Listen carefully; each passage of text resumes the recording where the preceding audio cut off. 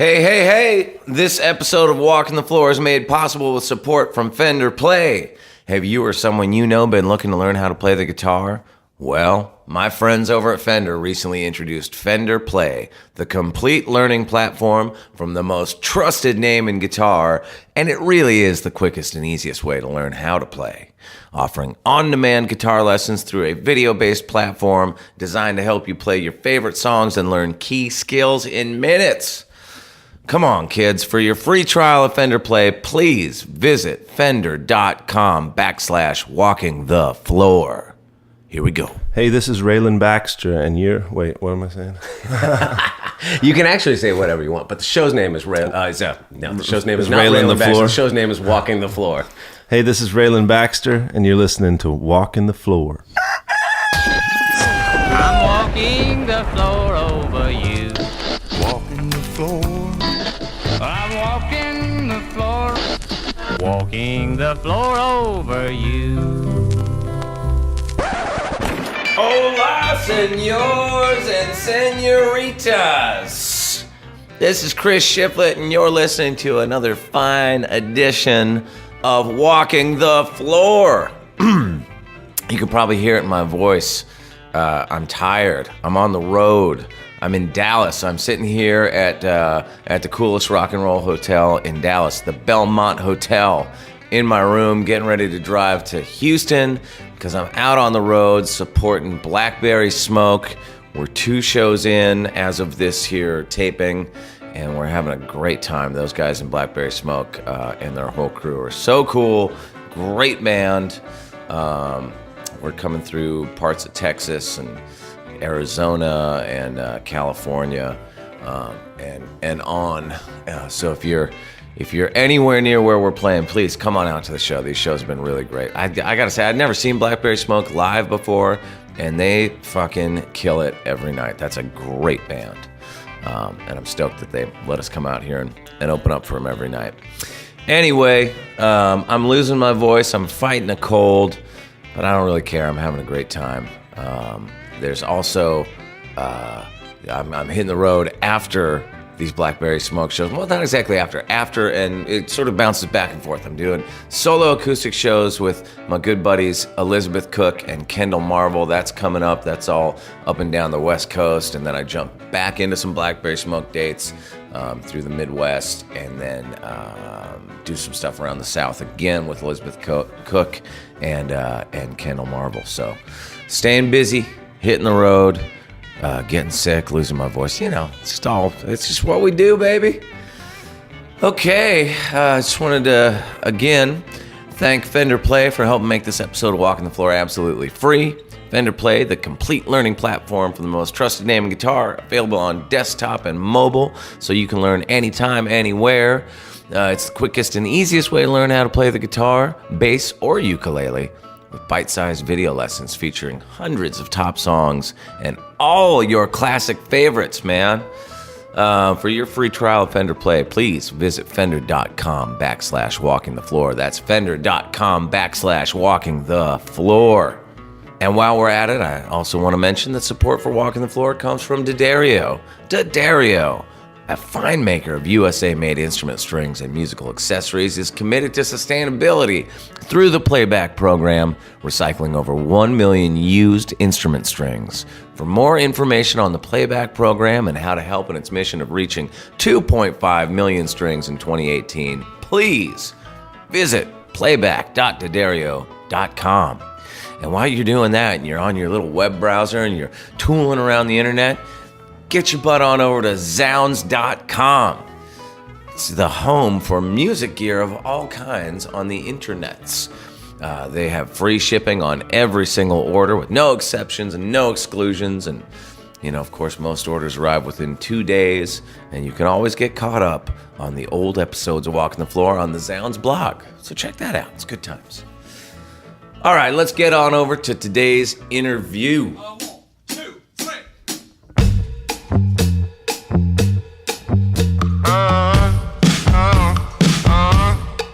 All right, it's a funny thing, because after I interviewed Rayland Baxter, it seems like everybody I know that I told I had interviewed him knows him.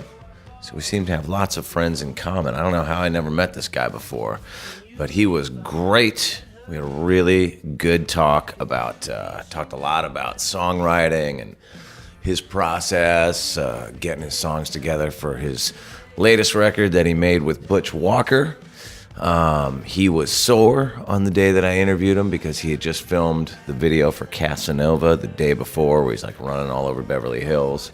And even though he's a former college star athlete, he was, he had some sore muscles this day, but we got through it and he was fantastic. I actually offered him the spot to be the first team goalie on the Foo Fighter Day Off soccer team for eternity. So whether or not he likes it, Rayland, you've got the spot.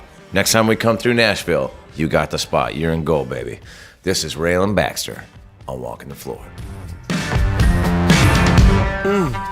Casanova. Right, tell me about this. This running from the cops in Beverly Hills video that you just mentioned that's got you all sore today. So, well, let's see. I'll tell you that I realize I'm very out of shape. You don't look out of shape. You look like you're, young and sprightly. That's all a facade. No, I grew up playing lacrosse and soccer, and I played lacrosse like halfway through college at a very high level. Like really? Division I at Loyola College in Baltimore. Right.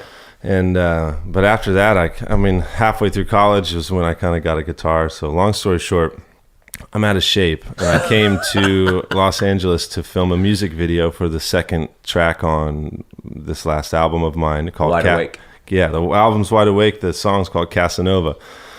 And the whole concept of the video is that I do a kind of a shady deal in the downtown alleyway, which is another funny story.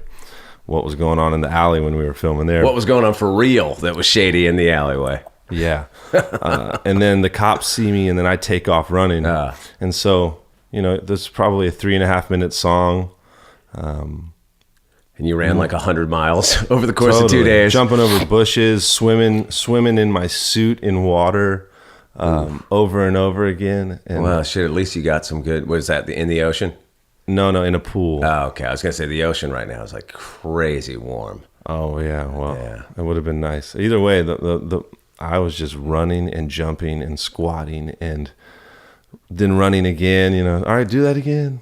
When will that be available for the listeners to see? Hopefully September.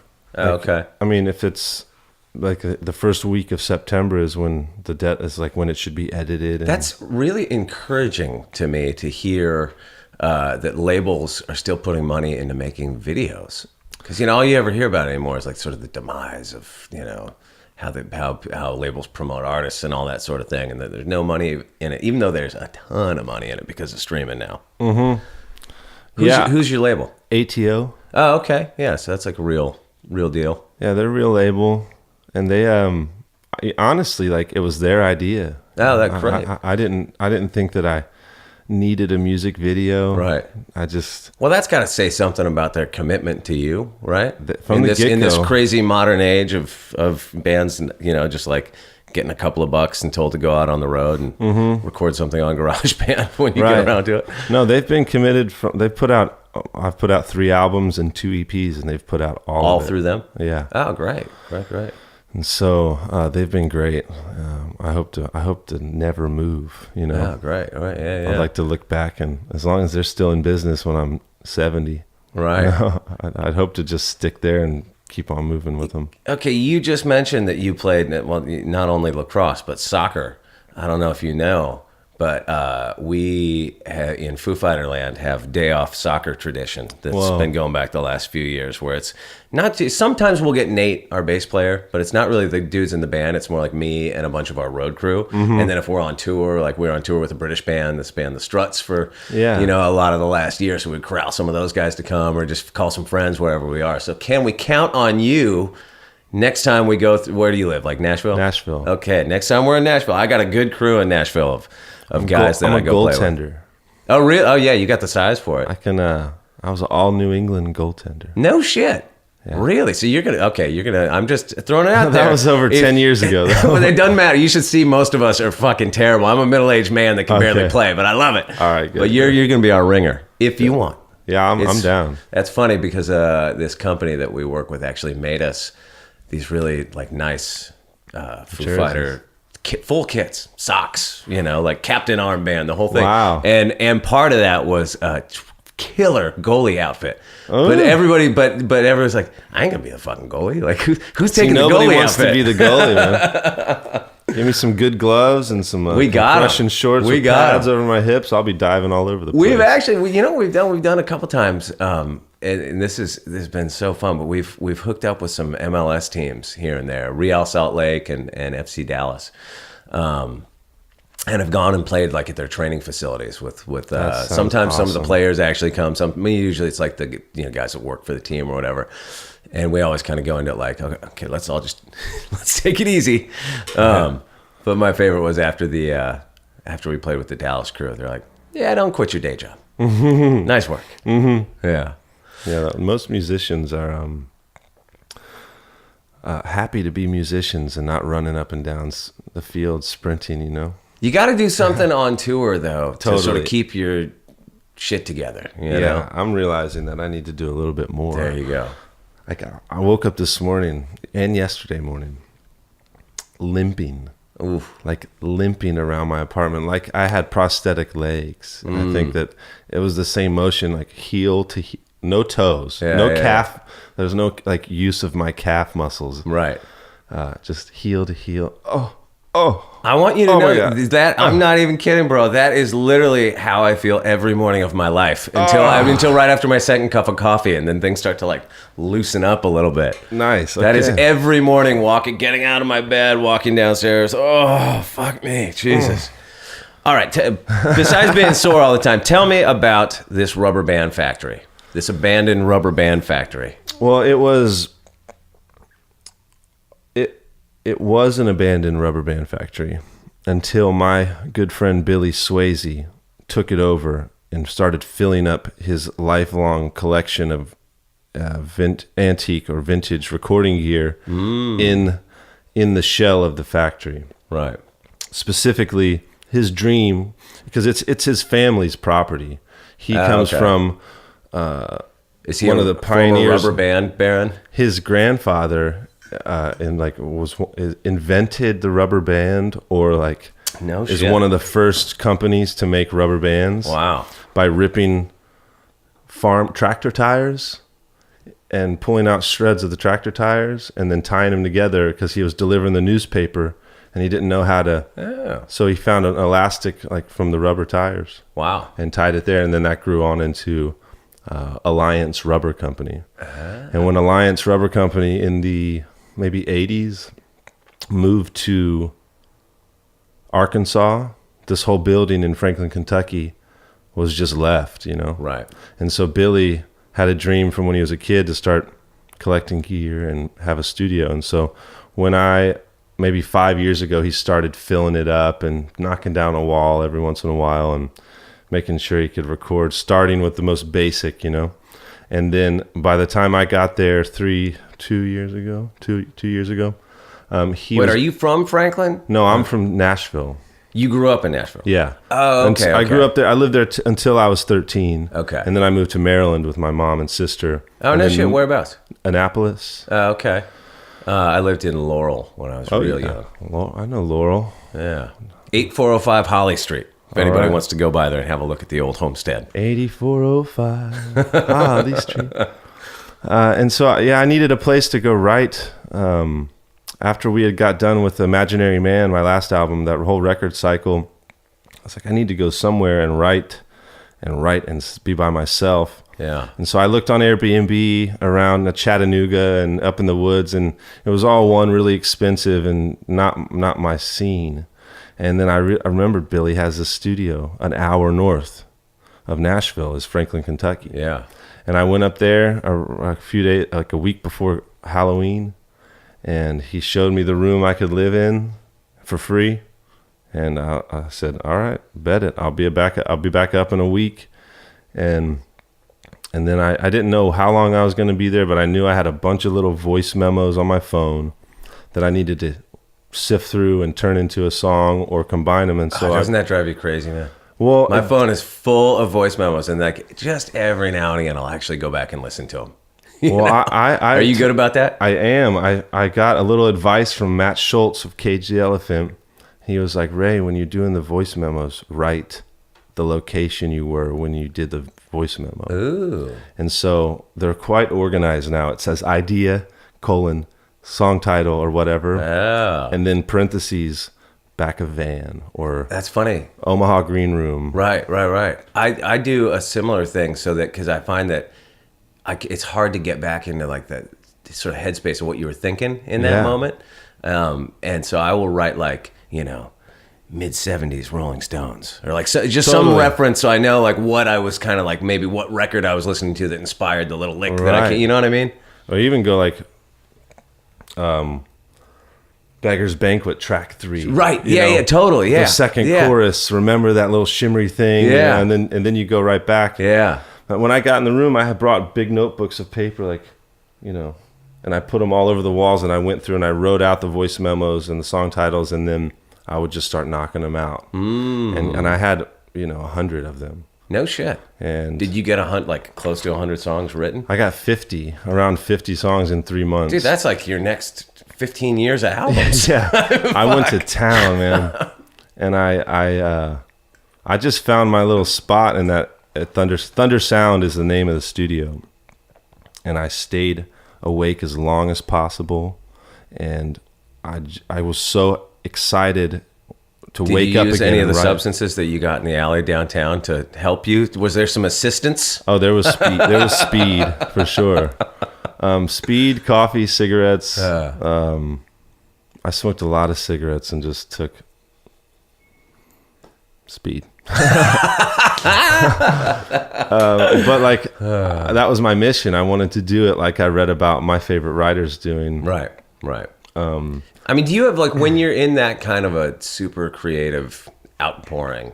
I mean, I can honestly say I've never sat down and written for 10 or 15 hours a day in and day out. I've never done that, and I would be kind of fascinated by what results I would get from that. That sounds like a great process, and probably one that in my life right now with like I got 3 kids, I'm married, band, this, that, and the other. So it's probably something I don't have time for, but I'm kind of fascinated by like. I'm putting it in context of myself. Like, what do you do in that moment when you get stuck on something? Like, do you have some kind of writing trick that you go to sort of get out of a rut, or did you find it just like open the floodgates and you were off to the races? It was that was the first and only time I've been able to write like that, and so I can only speak on those 3 months. And I didn't get stuck much. I would go outside.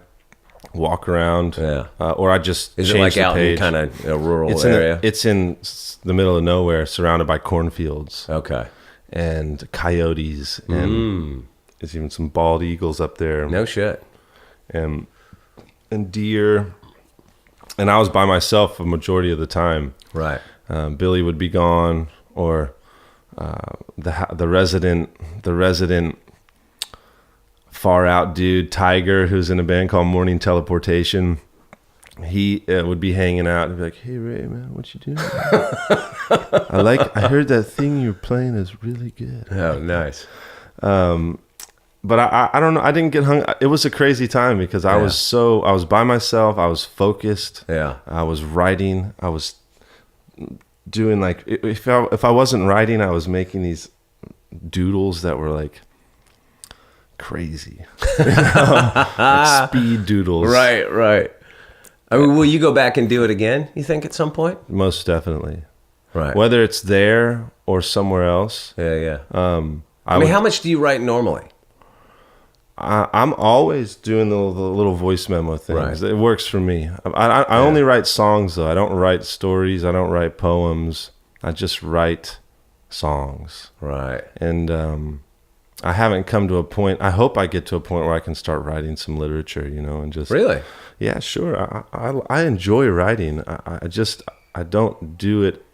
I'm so busy, focused on this, like being a singer songwriter and trying to, see observe and then write, and you know, Yeah. as I'm figuring out the world and making sense of everything, whether it's, you know, I mean, just everything of growing up, or why I think the way I do, or why someone else thinks the way they do, or how Yeah. humans interact with each other. It's constantly, I'm always looking at it through a song filter. Right. you Well, know? I read a great quote of yours that, and this was in reference to your latest record, which was, it's about being a human at the crossroads. Do I do good or do I do evil?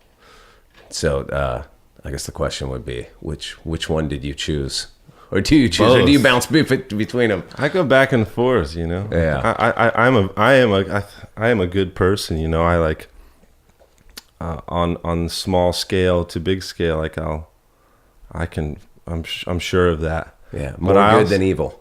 More good than evil, yeah. But I like the bad, you know, Yeah. the bad side. I think most of the evil I ever did in this world, or have done, or continue to do, is probably more focused at myself. Yeah, totally, You know? totally. Yeah, Yeah, I'm with you on that one. yeah. I do. I could take better care of myself. But you didn't make the record there, right? No, I made the record in Santa Monica. Right, over at Butch's place. Uh-huh. You know, I will say Butch Walker continues to be, by far, the biggest episode of my podcast ever. Yes. I mean, like, not even close. Like tens of thousands of downloads more than Wow. the next one behind it. Yeah, he's a legit human. Yeah, for sure. What's he like as a producer? I've never worked with him. Let's see, perfect. You know, I mean, I've been to his studio over here, and it's fantastic. he was there to when I needed to lean on him. Like, should I raise the melody here? Or should I keep it the same as the demo? You know, and he's a great musician as well, and he's Does he a play on nurturer. the records that he he- played bass, all the okay, bass, cool. and a little Do you bit have of guitar. like a band that you have, or different guys? I have a band. It's always changing. Right, I've right. committed to no one. Right. But for that, when we recorded out there, Eric Slick from Dr. Dog played drums. Aaron Embry, a local pianist, keyboard genius, amazing angel, incredible piano player. He played all the keys. Nick Bockrath from Cage the Elephant played guitar. Oh, cool.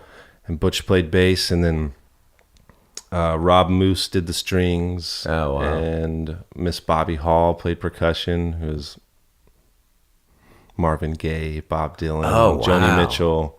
No Incredible. shit. She's friends with Aaron Embry, and she came and did percussion. My dad, Lloyd Green, and Bucky Baxter played pedal steel. It was a quality group. Wow. And Butch was just there. He played bass, and he was there for support. But you know? got your dad and Lloyd Green to Yeah. come out and play pedal No, steel? well, we did that in Nashville. Oh, okay. But Lloyd Green played on a song, and my dad played on a song. Oh, sweet.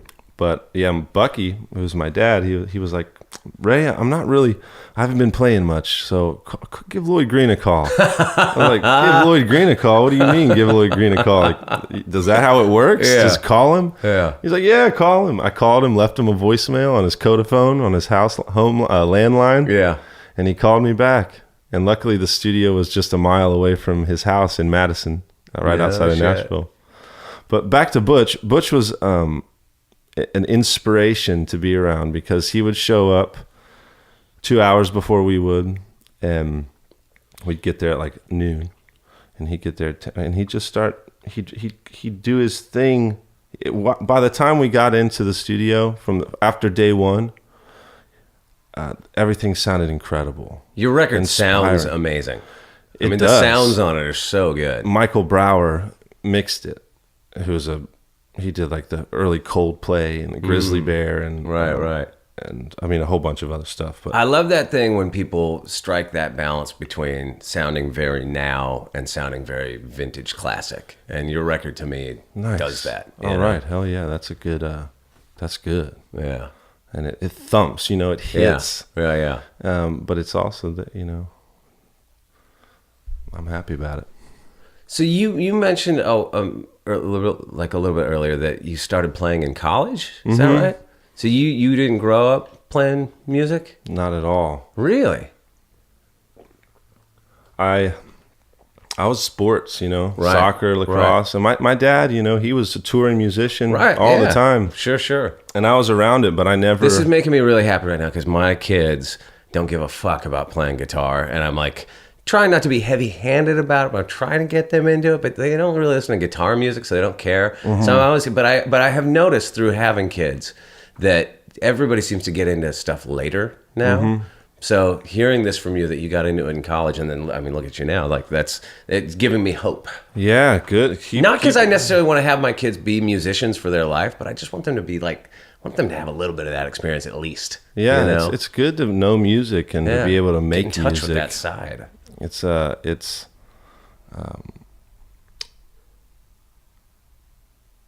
Sorry, brain fart. Did your dad did he try to push it on you? Did you ever did he try to teach you pedal steel when you're, because that's an amazingly difficult instrument. Hopefully I will pick up the pedal steel later on in life. But no, he never. Like, we went on a motorcycle trip where I was on the back. We went camping when I was a young kid, and we went to a pawn shop, and he got me a blue, shiny lipstick blue sparkly electric guitar. Yeah. And he showed me how to play the D chord, the G chord, the C, the A minor, and the E minor. It's all you need, baby. But after that, it's collected dust under my bed. I went back to playing soccer. Yeah. And then after 6th grade, I moved up to Maryland and started playing lacrosse. And then, I went to college in Baltimore, and freshman year, end of my sophomore year, my dad gave me an acoustic guitar.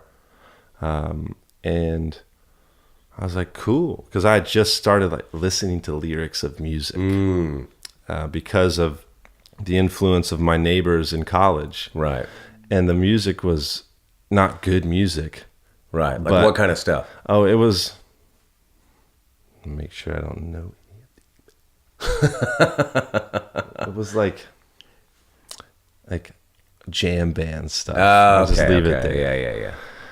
Yeah. But then that got me into, that's like fake bluegrass, as I would call it. Then it got me into real bluegrass, and then I started going back through Dylan's catalog and listening to that, and J.J. Cale and Steve Earle. Yeah. And then I, after college, my junior, so I got kicked out of college after my sophomore year for 1 year. Yeah. For getting in a fight on campus. Oh, really? I was stepping up for my buddy who was getting his ass kicked. Right.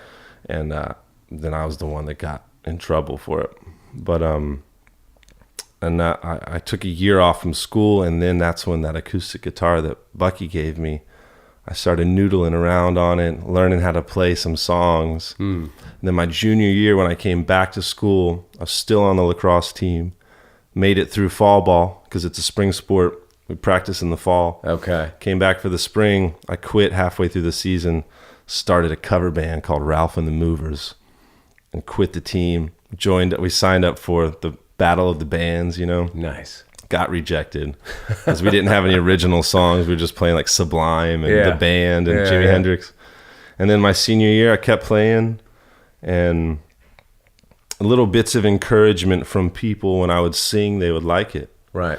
And so then I finished college, moved out to Colorado, played the open mic nights there in this little town called Creede, Colorado. Nice. And people kept on wanting me to sing, and I kept singing, and I'd come back the next week and there'd be more people there. And then I moved up to Breckenridge in the winter of 07, 08, and I played at an open mic night there at the Gold Pan Saloon. And after the third week, it'd be full of people, and I was just singing cover songs. And then I moved back to Nashville and went on tour with my dad. He was in a band called the Moonshine Sessions. No shit. Which is a bluegrass musicians with this French DJ named Philippe Solal from the Gotan Project. Well, that's a crazy combo. Yeah. And so I guitar teched for them in Europe for 3 weeks. And after that tour, it was March of 08, April of 08. My dad and I went to Israel to visit his best friend, Andre. And then for 2 weeks we stayed, and I ended up staying for 6 months.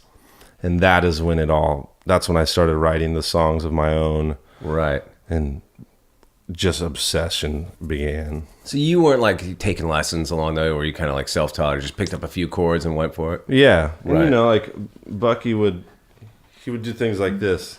You can play the C here, or you can also, I mean, you can play the F here, or Yeah. you can play it Right. whatever, you know. Right. you Yeah. Yeah. see Look the and see, C it's the same shapes, shape. Yeah. Yeah. all that yeah, stuff. Yeah, totally. And he yeah. would say one thing, and then what he was really good at, he just kind of planted these seeds. Pearls of wisdom. Totally. Let them take root.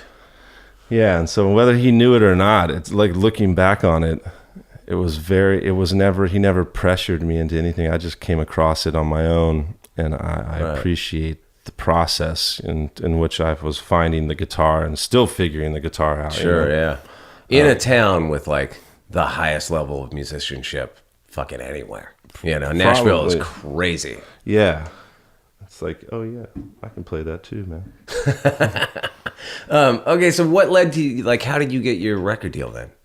How'd you go from sort of open mic nights to land, scoring a record deal? I came back to Nashville from Israel with a handful of songs, and I made an EP with my buddy Eric Massey called "A Miscalculation of Song," and and at the same kind of time I met one of my best friends and our tour manager, the only tour manager I've ever had, Austin Luttrell, and he started booking shows for me at coffee shops and stuff in the Southeast region, and then I'd made the EP. So I had the EP, and I'd a paper bag, sandwich bag. I put it in there and wax stamped it on the back and put a stamp that said RB EP.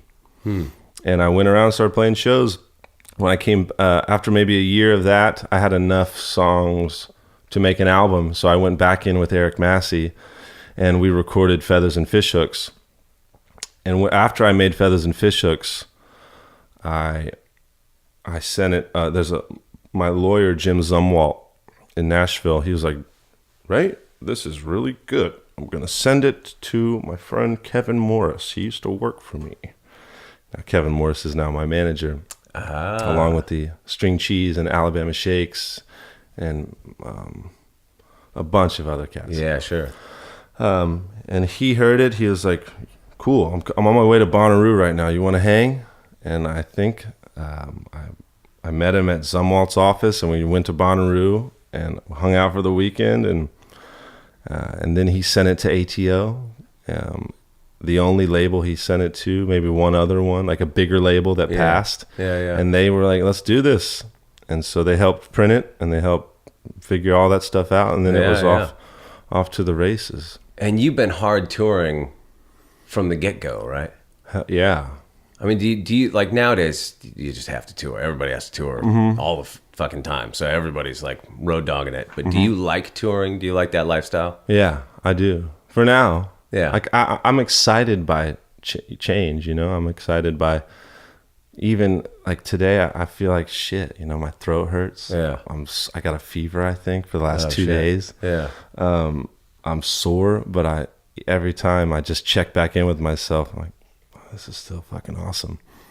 Right. I like seeing the ground pass. I like playing shows. I like the camaraderie from the band that happens. And Yeah.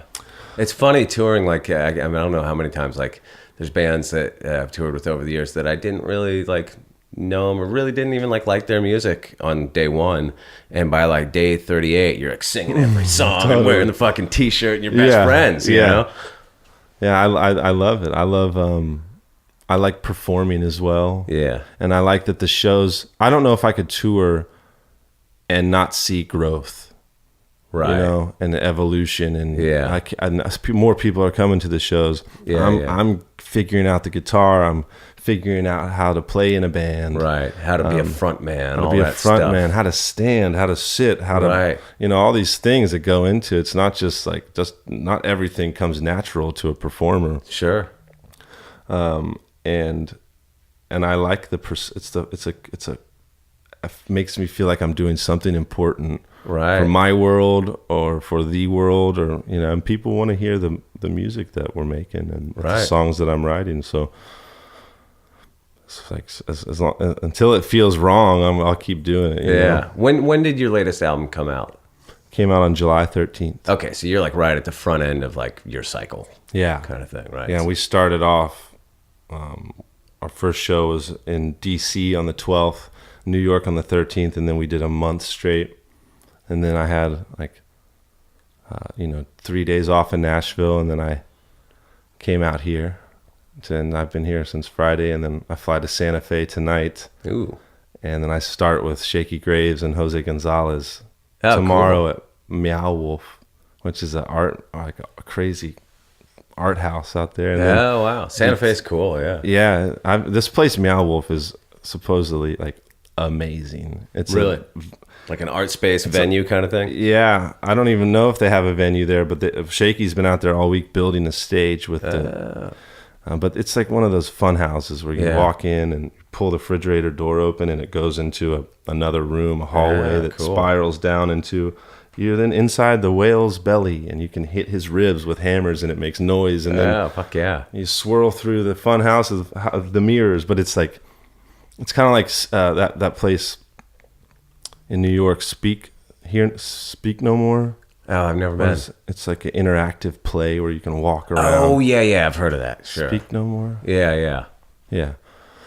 But yeah, and then after that, that's 10 days with Shaky and Jose Gonzalez, and then I meet my band in Seattle on September 4th, and then we do 3.5 weeks in the States, West Coast mostly, and then a couple of us go to Europe for a month, Oh, cool. and then we come back. Do you kind of do you tour in sort of different configurations depending Yeah. on like, tour budget or whatever? Totally. Like, will you go out as a 2-piece versus like with a full band and Yeah, you know, I'll do a trio thing. Like my old drummer, he lives in Spain.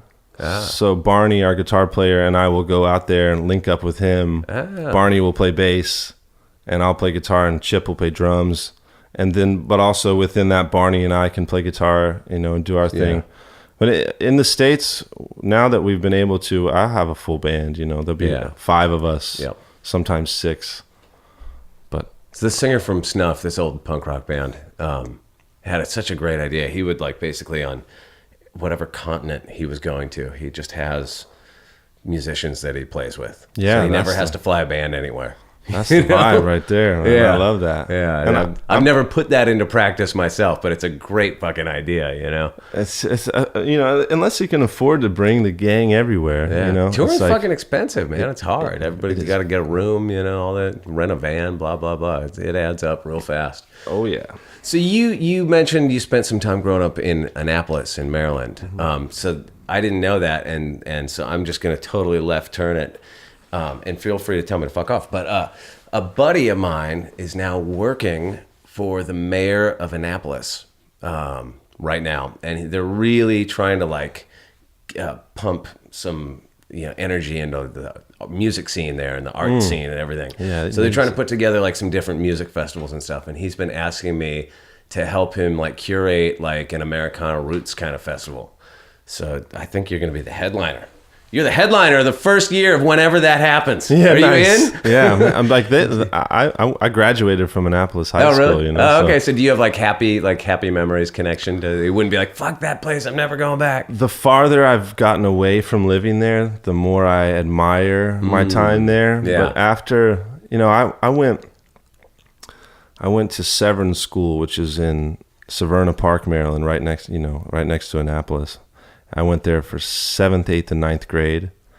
Private school, co-ed. Didn't really like it. My living situation was my mom and sister, and then my aunt and her daughter, my cousin. We moved up there so that my mom could go back to school. She got accepted into Johns Hopkins to finish her nursing degree, which she started in Nashville. Great program at Johns Hopkins. We're like, let's go. And to make it easier, my aunt very lovingly opened up her doors to her house, and we lived in her house for 3 years. And after the 3rd year, I was like, nah, I'm gonna leave. Okay, I'm gonna get out of here. I love everybody, but it's like I need to be doing puberty, and I need to be like doing this stuff. Right. And so my mom and I went up to New England and looked at a bunch of boarding schools. And I knew that I could get like financial aid, but I was also a really good lacrosse player, and Right. this one school, Suffield Academy, was trying to build their program, and so I went up there.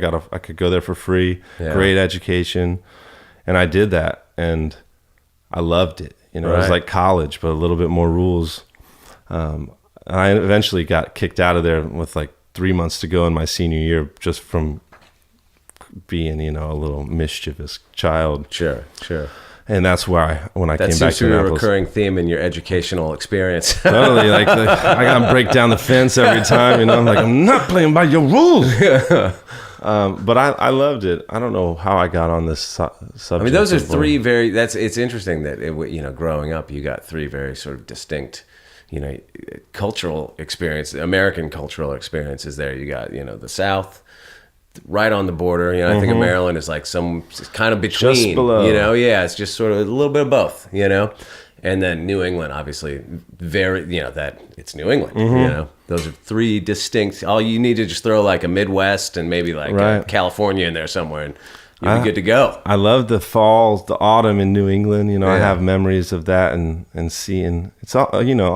It's having memories, having beautiful memories from regions all over the planet. Really, Yeah. are what I would like to be feeding off of when I'm older. Well, it's funny, man. Like I lived in Maryland when I was so young. I moved for finally we bounced between Maryland and California when I was really young, and then when I was 6, moved to California for the last time, and then lived here for the rest of my childhood. So my memories are real fuzzy of Maryland, and like I don't know that I picked up a lot culturally from that, but it's weird when I go back anywhere in that area, DC, any of the surrounding area, it's the smell that just does something. It's this weird, like sense memory thing that happens. It's like, whoa, I know this. like the sea, almost salty. Yeah, it's weird. I don't know what it is. It's just something like I feel it. I like that. I'm into that. Yeah. I feel it when I get back into Annapolis. I feel things. I went through. That's where I got like. That is where the puberty happened. That's Right. where Yeah. I mean, so much stuff. Yeah. Well, you want to play a song, buddy? Sure. Let it all go, man. Yeah, I haven't sang in a few days, so I'm just gonna wing it. Yeah, okay, this is the last song on Wide Awake, which is called Let It All Go, Man.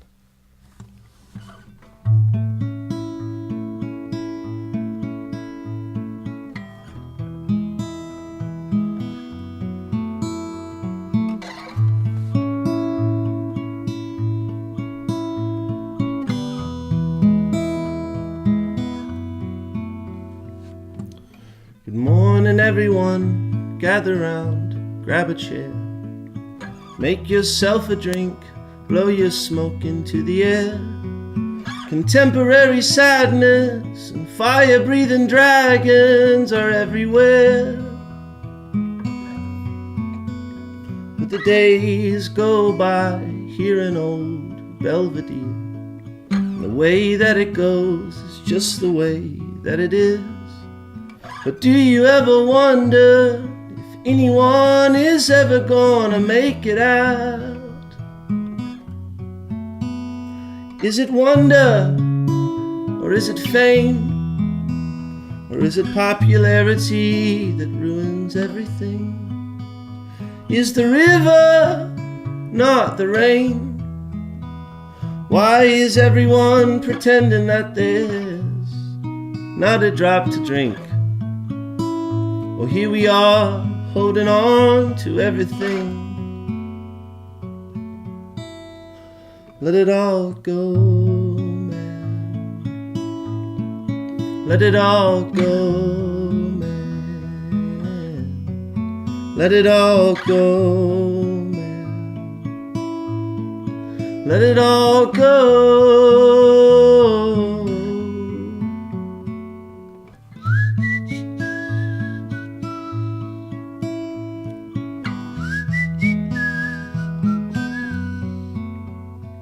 So I build up a fence around the man and me. As the Mayan and the misanthrope argue in the street. Angelic eyes of sadness and fire-breathing dragons are all I see. But the longer I stand and the more I awake, the cracks in my hand and the lines on my face fail to remind me the frail and the blind see the same as me. Is it madness or is it fear? My brother, I'm not really sure after all these years. Is it wonder or is it love? Or is everyone believing that it's all under our control? Well, here we are, just waiting to explode. Let it all go, man. Let it all go, man. Let it all go, man. Let it all go. Let it all go, man. Let it all go, man. Just let it all go, man.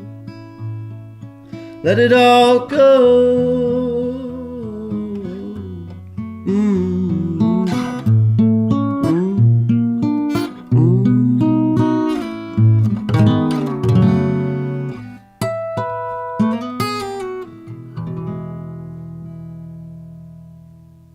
Yeah, good work. Yeah. That sounds fantastic. That doesn't sound like first thing in the morning at all. It felt like it. Thank you for doing that. Yeah, thanks for that. 'Cause I never paid attention. Oh yeah, that was Rayland Baxter jamming on Walking the Floor. As always, get your butt on over to walkingthefloor.com. I'm going to post a bunch of links so you can see what Rayland's up to, and you can get out there and buy his tickets and t-shirts and stream his music and watch his videos and all that great stuff. Once again, just wanted to thank Fender Play for all their support. If any listeners are interested in learning to play the guitar without those usual hurdles, check out a free trial by visiting fender.com/walkingthefloor. Oh, I'm about to go get in the van and hightail it up to Houston, so I'll see you out there on the road somewhere. Make sure to come see us. That's it for this week. Adios, amigo!